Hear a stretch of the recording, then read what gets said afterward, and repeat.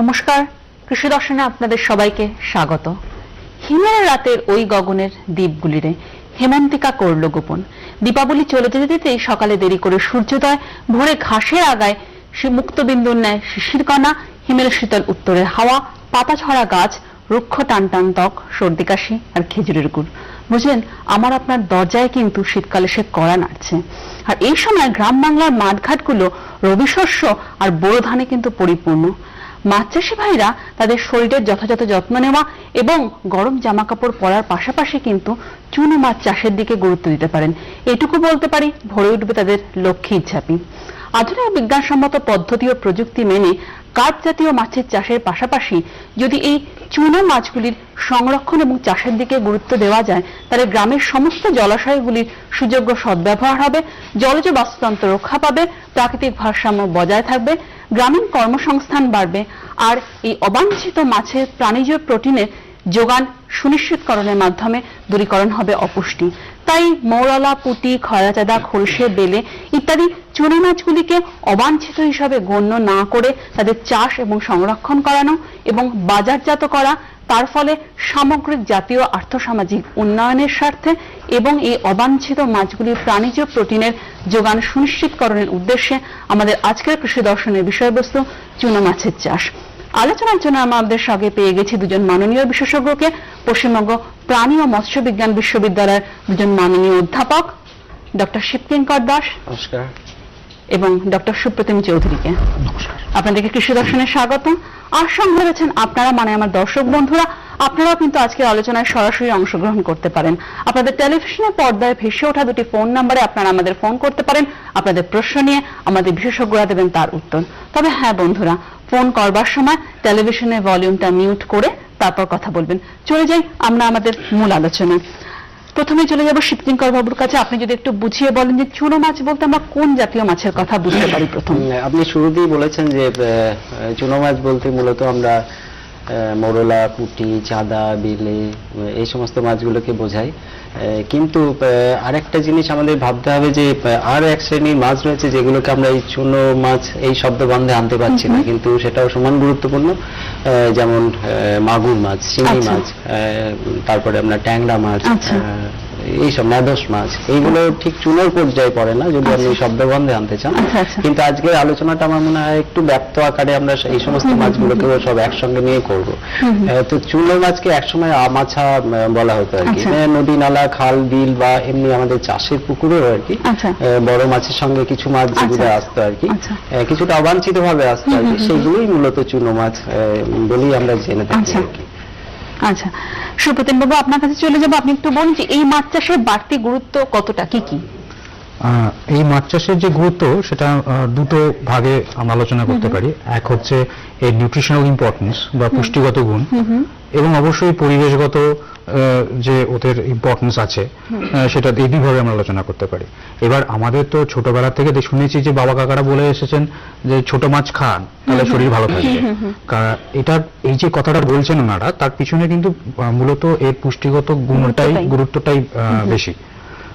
এই চুনো মাছের ক্ষেত্রে আমরা দেখেছি যে ভিটামিন এ প্রচুর পরিমাণে থাকে, যেটা কিন্তু আমাদের ভিটামিন এ ডেফিসিয়েন্সি যে কারণে যেসব রোগ হতে পারে, বাচ্চাদেরও হয়, হ্যাঁ, বিশেষ করে চোখের রাতকানা যে রোগগুলো হয় সেগুলো কমানোর জন্য, ইরাডিকেট করার জন্য আমাদের দরকার পড়ে।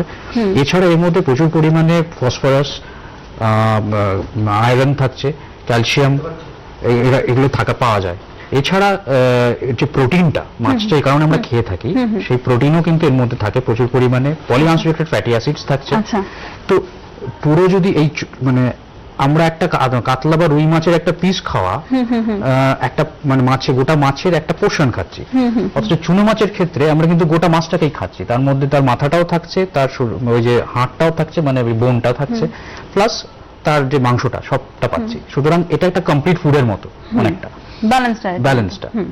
আবার যদি আমি যেটা বলছিলাম, পরিবেশ ভারসাম্য বজায় রাখার জন্য যে কোনো, যে শুধু এই কটা এই চুনো মাছ বলে নয়, মানে পুঁটি মাছ বা মৌরলা মাছ বলে নয়, আমাদের যে কোনো জীবকে যদি আমি সরিয়ে তাহলে যদি লুপ্ত হয়ে যায় তাহলে কিন্তু আমাদের পরিবেশ ভারসাম্য বজায় থাকে না। স্বাভাবিকভাবে এদেরও যদি আজকে আমরা না পাই, এরা যদি হারিয়ে যায় আমাদের ইকোলজি থেকে, অবভিয়াসলি ইকোলজিক্যাল ব্যালেন্সে একটা পরিবর্তন আসবে, ভারসাম্য, পরিবেশ ভারসাম্য থাকবে না। থাকবে না। আরেকটা জিনিস আমরা আমাদের মনে রাখতে হবে যে এই মাছগুলো কিন্তু পেস্ট কন্ট্রোলেও সাহায্য করে। আচ্ছা। পেস্ট কন্ট্রোল মানে পোকামাকড় যেগুলো থাকে পুকুরে থাকতে পারে বা এই ধরনের মাছ কিন্তু সেগুলোকে সেই পোকামাকড় খেয়ে তাদেরও কন্ট্রোল করে। আমরা দেখেছি যে যে ডেঙ্গু, যেরকম ডেঙ্গু মশা আটকানোর জন্য আমরা বলি যে গাম্বুসিয়া মাছ চাষ করুন। তো এটা স্পেসিফিক গাম্বুসিয়া মাছ যতটা খাচ্ছে, কিন্তু প্রত্যেকটি মাছই কিন্তু এই লার্ভি কোনো না কোনো পেস্ট লার্ভে কিন্তু খেয়ে থাকে। শিবকিঙ্কর বাবু, আপনি আমাদেরকে একটু বলুন যে এই যে চুনো মাছগুলো হারিয়ে যাচ্ছে কেন, কারণগুলো কি কি? দেখুন, কারণগুলো তো অনেক, একটা না। মূলত এই চুনো মাছগুলোর যে হাহাকার, বলা যায় হাহাকারই আর কি। বাজারে গেলে দেখাই যায় না আর কি। তার কারণটা শুরু হয়েছে বা এই চিত্রটা শুরু হয়েছে সেই 70-এর দশকের মাঝামাঝি থেকে, যখন থেকে আমাদের গ্রিন রেভলিউশন হলো আর কি, মানে নিবিড় চাষ ব্যবস্থা আমাদের দেশে চালু হলো। তারপর থেকেই দেখবেন যে আমাদের চাষ ক্ষেত্রে, কৃষি ক্ষেত্রে আর কি, পেস্টিসাইড, কেমিক্যাল পেস্টিসাইড, রাসায়নিক সার, এই সমস্ত প্রয়োগ প্রচুর পরিমাণে বাড়লো। তো আলটিমেটলি দেখবেন চাষ ক্ষেত্রে আমরা যাই প্রয়োগ করি না কেন, সেটা জলে ধুয়ে পুকুরে, নদী নালা, খাল বিল এইসবে মিশে যায়। তো এই সমস্ত কেমিক্যাল পেস্টিসাইড বা রাসায়নিক সার এইগুলো দীর্ঘদিন ধরে ক্রিয়া করে জলের মাধ্যমে, জলের মধ্যে, এবং মাছগুলো তাতে নেগেটিভলি ইম্প্যাক্টেড হচ্ছে। কিরকম ভাবে ইম্প্যাক্টেড হচ্ছে, যে তাদের যে প্রজনন প্রক্রিয়া সেটা ব্যাহত হয়ে যাচ্ছে। এইটা একটা দিক, মেন দিক। আর একটা দিক হচ্ছে গিয়ে বোরো চাষের যখন থেকে শুরু হলো আর কি, ওই নিবিড় কৃষি ব্যবস্থায়, তখন এই বোরো চাষের ফলে কি হচ্ছে, গ্রীষ্মকালে সমস্ত নদী নালা খাল বিলে জল তুলে নিয়ে সেই ধান চাষের ক্ষেত্রে হচ্ছে। তাহলে মাছটা থাকবে কোথায়? আচ্ছা। মাছের যে স্বাভাবিক বাসস্থান সেই জায়গাটাও হারিয়ে গেল। এটা একটা দিক।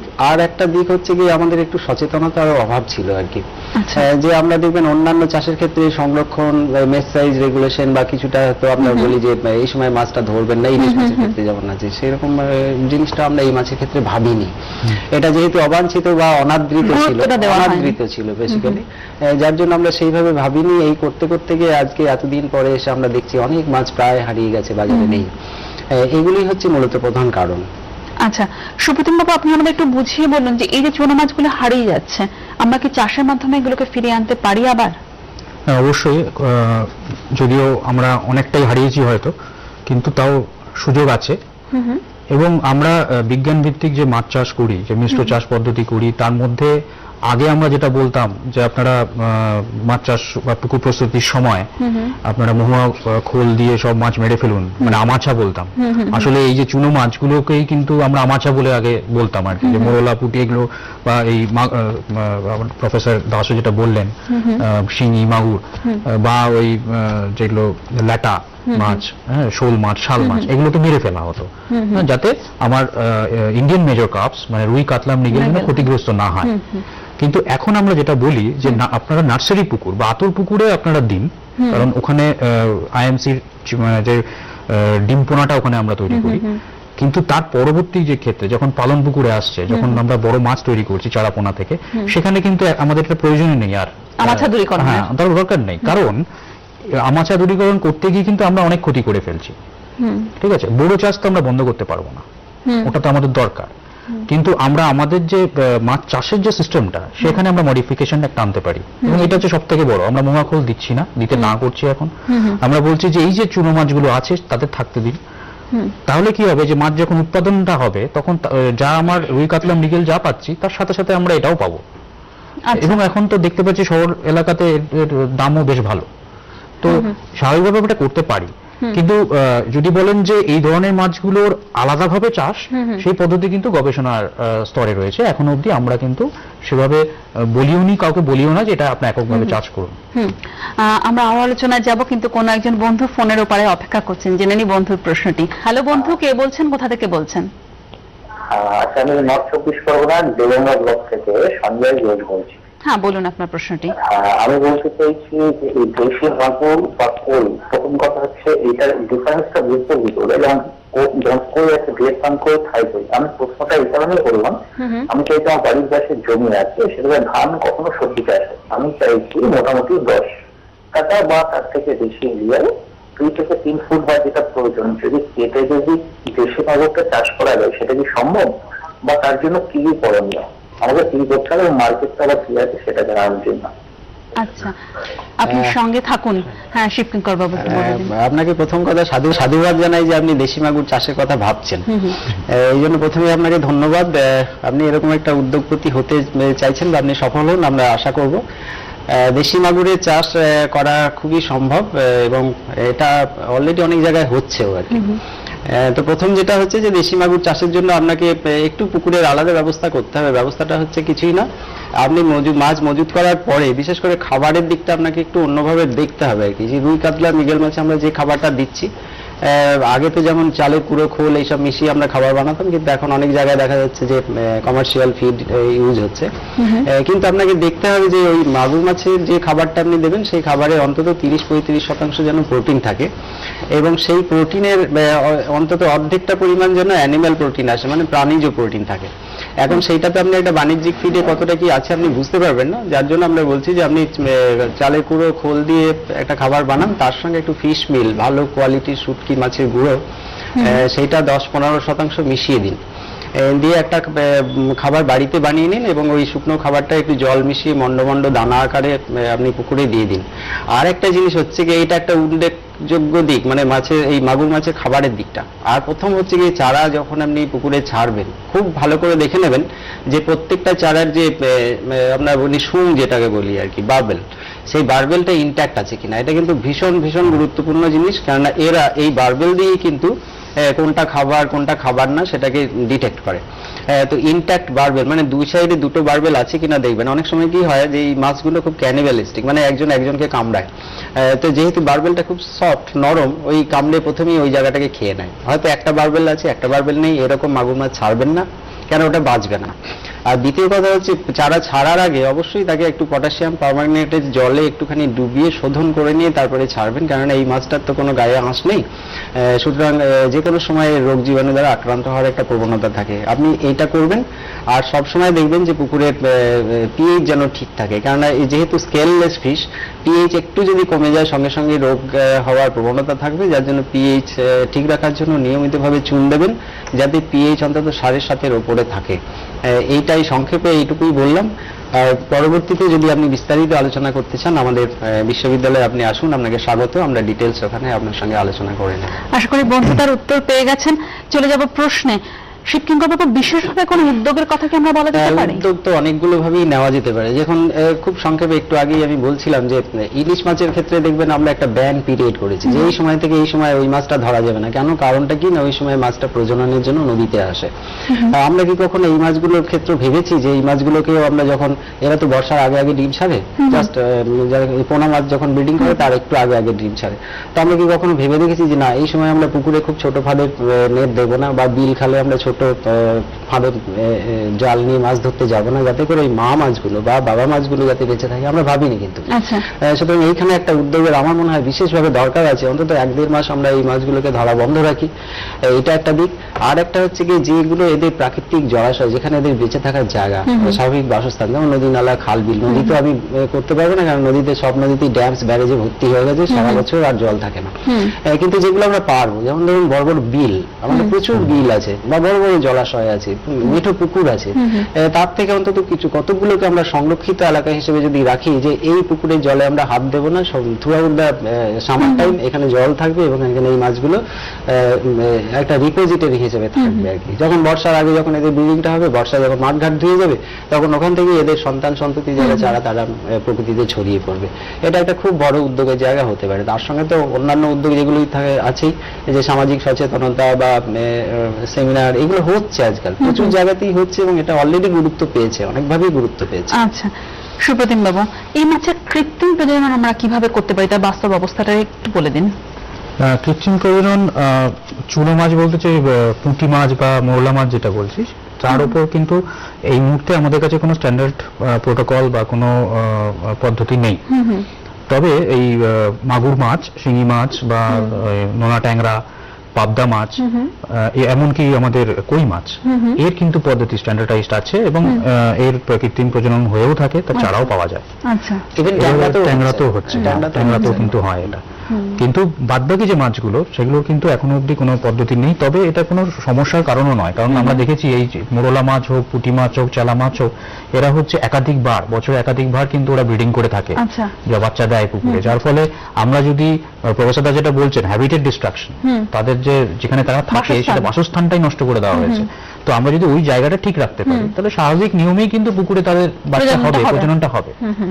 আচ্ছা, এদের ফেকান্ডিটিও প্রচুর, ফেকান্ডিটিও প্রচুর, এরা তো আচ্ছা। মাছে প্রচুর ডিম দিতে পারে। আচ্ছা আচ্ছা, তাহলে এই আমরা কি জানতে পারি যে কোন সংস্থার কি দায়িত্ব রয়েছে এই সংরক্ষণের ব্যাপারে, কোন বিভাগের দায়িত্ব কি রয়েছে? দেখুন, একটা বিভাগ দিয়ে এটা হবে না, শুধু যে মৎস্য দপ্তর বা এইভাবে হবে না। কারণ যখন মেন সমস্যাটা হচ্ছে হ্যাবিটেট ডিস্ট্রাকশন, মানে যে জায়গায় মাছ থাকে সেই জায়গাটাই ধ্বংস হয়ে গেছে। সুতরাং এখানে একটা সামগ্রিক উদ্যোগের দরকার, যেখানে agriculture department, fishery department, even local governance, যে পঞ্চায়েত, সবাইকে এগিয়ে এসে একটা সামগ্রিকভাবে এটাকে নিয়ে ভাবতে হবে। তার সঙ্গে আমাদের সামাজিক দায়বদ্ধতা, এনজিও যারা আছে, সেলফ হেল্প গ্রুপ যারা আছেন, সবাই মিলেই কিন্তু একটা সামগ্রিক উদ্যোগ ছাড়া কিন্তু এই জিনিসটাকে ফিরিয়ে আনা অসম্ভব। কেননা দেখুন, মডার্ন এগ্রিকালচার আপনি বাদ দিতে পারবেন না, এটাকে আপনাকে চলতেই হবে এটাকে নিয়ে। তার সঙ্গে সামঞ্জস্য রেখে আমার দিকটাকেও বজায় রাখতে হবে। সুতরাং এটা সামগ্রিক পরিকল্পনার দরকার। এটা সুপ্রতিম বাবু, একটু অর্থনৈতিক দিকটা একটু আলোচনা করে দিন সংক্ষেপে। হ্যাঁ, অর্থনৈতিক দিকের থেকে আমি এটা আলোচনা করার আগে প্রথমেই বলতে হয়, আবার প্রফেসর দাস একটা খুব ভালো কথা বলেছেন এখানে, যে সোশ্যাল ইস্যুস, এটা সংরক্ষণটা হচ্ছে প্রধান আমাদের কাছে এখন জরুরি, যত না বেশি ইকোনমিক্সটা। আমরা দেখেছি যে আজকে শহরে বাজারে যখন যাচ্ছি এই পুঁটি মাছ, মোরলা মাছের দাম প্রচুর, আচ্ছা, হ্যাঁ দেখতে পাই। কিন্তু আমাদের এটা জানতে হবে যে সাপ্লাই অ্যান্ড ডিমান্ড ইস্যুটা। আজকে ডিমান্ডটা আছে কারণ আমরা সাপ্লাইটা কম পাচ্ছি বলে। আজকে যদি একটা গ্রামের পুকুরে যেখানে রুই কাতলা মৃগেল হচ্ছে, সেখানে যদি আমি জাল দিই, দেখবো যে কিছু না হলেও 2-3 কিলো এই চুনো মাছ কিন্তু উঠে আসেই। আচ্ছা, এবার সমস্যাটা হচ্ছে কি, আমরা যখনই কালচারে যাব, যখন প্রচুর পরিমাণে এই মাছটা তৈরি হবে, তখন কিন্তু মার্কেট আমরা সেভাবে পাবো না। কারণ এই মাছের ছোট এবং কাঁটা থাকে বলে বাড়ির বাচ্চারাও খায় না, খেতে চায় না। হ্যাঁ, আর ধরুন একটা বিয়ে বাড়িতে আমি 100 কিলো 200 কিলো কিন্তু রুই কাতলাই চাইবো, আমি কখনোই চুনো মাছ চাইবো না। যার ফলে মার্কেট একটা লিমিটেশনস রয়েছেই। আচ্ছা, এবার আমি ধরে নিলাম যে আমার প্রচুর প্রোডাকশন হচ্ছে, কিন্তু আমার কোল্ড চেইন নেই, ওই মাছটাকে যে সংরক্ষণ করে আমি বাজার অব্দি নিয়ে যাবো সেটাও কিন্তু আমার পর্যাপ্ত পরিমাণে নেই এবং ডেভেলপ হয়ও নি আমার। আচ্ছা, তো সুতরাং এইগুলো ভেবে আমাকে বলতে হয় যে সংরক্ষণটাই এখন আমাদের কাছে প্রধান গুরুত্বপূর্ণ বিষয় ব্যাপার। শিবকিবাবু, খুব সংক্ষেপে, যে পোনা মাছের সাথে এই সমস্ত মাছের চাষ করলে কি কোনো সমস্যা দেখা যেতে পারে? হ্যাঁ, দেখুন, আপনি যদি থিওরিটিক্যাল লাইনে ভাবেন সমস্যা থাকবে। কারণ আমরা সমস্যা কি দেখি, যে পোনা মাছের সঙ্গে কম্পিটিশন করবে, কি রেসপেক্টে কম্পিটিশন করবে, জায়গা নিয়ে কম্পিটিশন হবে, খাবার নিয়ে কম্পিটিশন হবে, অক্সিজেন নিয়ে কম্পিটিশন হবে। কিন্তু আমরা কিছুটা কম্পিটিশন বড় মাছের পুকুরে যদি অ্যালাউ করি, যে বড় মাছের সঙ্গে এরা কো কালচার হবে, একসাথেই কালচার হবে, কেন এর চারা ছাড়তে হচ্ছে না, এর আলাদা প্রতিপালন কিছুই করতে হচ্ছে না। আমরা যদি কো কালচার করি, সামান্য কম্পিটিশন যদি সুপ্রতিম বাবু বলছিলেন পালন পুকুরে, হ্যাঁ পালন পুকুরের কথাই বলছি, পালন পুকুরে যদি এরা যদি পোনা মাছের সঙ্গে সামান্যতম কম্পিটিশনে আসেও, আসতে দিন, তাতে করে আমাকে দেখতে হবে একদিকে কম্পিটিশনাল লস কতটা হচ্ছে, কতটা ক্ষতি হচ্ছে, আর একটা দিক থেকে আমার ইকোনমিক গেইন কতটা হচ্ছে। এবার 40 কেজি পোনা মাছের সঙ্গে যদি 5 কেজি মোরলা পুঁটি মাছ চলে আসে, তাহলে কিন্তু সামগ্রিকভাবে অর্থনৈতিক দিক থেকে আমার লাভই হবে, ওই কম্পিটিশন জনিত যেটুকু লস হয়েছে তার চেয়ে আমার পুষিয়ে যাবে। সুতরাং এটার দিক থেকে, দুই দিক থেকে আমি উপকৃত হবে, যে আমার পয়সাটাও থাকলো, প্লাস আমার ইকোলজিক্যাল ব্যালেন্সটাও থাকলো, মাছগুলোও সংরক্ষিত হলো। সুতরাং কিছুটা পরিমাণ সমস্যা আমরা অ্যালাউ করি, যাতে করে এই মাছগুলো আমাদের সঙ্গে থাকে। আচ্ছা, সুপ্রতিম বাবু, একটু বলে কি মাগুর শিঙি চাষের কথা যে বলছিলেন, তার সঙ্গে চুনো মাছের চাষের কোনো সমস্যা বা কোনো দেখা দিতে পারে নাকি সম্ভব চাষটা? না, এই ধরনের দেখুন যেটা বলছি, চুনো মাছ চাষটা তো আমরা আলাদাভাবে করতে বলছি না কিছু, আমরা বলছি যে চাষ পদ্ধতি আমরা অবলম্বন করছি, সেই পালন পুকুরে আপনি মহুয়াটা দিয়ে মাছটাকে মেরে ফেলবেন না, সুতরাং তারা থাকলে কোনো ক্ষতি নেই। এবার মাগুর শিঙির একটা সমস্যা যেটা থাকে, যে মাগুর শিঙি কিন্তু অন্য মাছ খেয়ে বাঁচে, ইনফ্যাক্ট তারা তো চুনো মাছ খেয়েও বাঁচে, ছোট ছোট মাছ খেয়ে বাঁচে। তো যদি এক্সক্লুসিভ, মানে একদম আমি যদি চুনো মাছ চাষটাই করতাম, তাহলে কিন্তু সমস্যার কারণ হতো। আচ্ছা, কিন্তু আমরা যেটা বলছি, মিশ্র চাষ পদ্ধতিতে আমরা চাইছি জিনিসটা যেন থাকে একসাথে, যেন ওটা থাকে, যাতে ওই যে গোটা যে উৎপাদনটা হচ্ছে তার সাথে 3-4 কিলো যদি আমার চুনো মাছ উঠে আসে, তার থেকে তো তাহলে লাভই অর্থনৈতিক হবে। লাভ আছে। আর একটা জিনিস আছে, মাগুর মাছের চারা যখন আমরা ছাড়ছি তখন পোনা মাছ আমার বড় হয়ে পোনা মাছ আমার বড় হয়ে কারণ যাবে। মাগুর মাছের পোনা চারা মাছের সাথে তো ছাড়তে কোনো ছাড়তে সমস্যাই নেই আসলে। অক্টোবর মাসে শেষ হয়ে যাচ্ছে আর কি, সুতরাং সেই কম্পিটিশন কিছু হবে না। আমরা অনুষ্ঠানের একদম শেষ পর্যায়ে চলে এসেছি। অনেক অনেক ধন্যবাদ আমাদের দুজন মাননীয় বিশেষজ্ঞদেরকে তাদের গুরুত্বপূর্ণ মতামত এবং মূল্যবান সময় আমাদেরকে দেওয়ার জন্য। আশা করি আমাদের মাছ চাষী ভাইরা উপকৃত হয়েছেন এই সরগরম আলোচনা থেকে, যে একটা নতুন ভাবে কি করে এই চুনো মাছের সংরক্ষণ এবং চাষ করা যায়, তাদেরকে অবলুপ্তির হাত থেকে রক্ষা পাওয়ানো যায়। সময়ের অল্প পরিসরে অনেক তথ্য জানা হয়ে গেল বা অনেক তথ্য রয়ে গেল অজানা। আপনারা আপনাদের মতামত, আপনাদের প্রশ্ন আমাদেরকে চিঠি লিখে জানাতে পারেন। যেতে যেতে আমাদের ঠিকানা কৃষি দর্শন প্রযত্ন কেন্দ্র, অধিকর্তা দূরদর্শন কেন্দ্র, 8/3 উদয়শঙ্কর সরণি, গলফ্রেন্ড, কলকাতা 95। আপনারা আপনাদের প্রশ্ন বা মতামত আমাদেরকে ইমেল করতে পারেন। আমাদের ইমেল আইডি krushi_kolkata@rediffmail.com।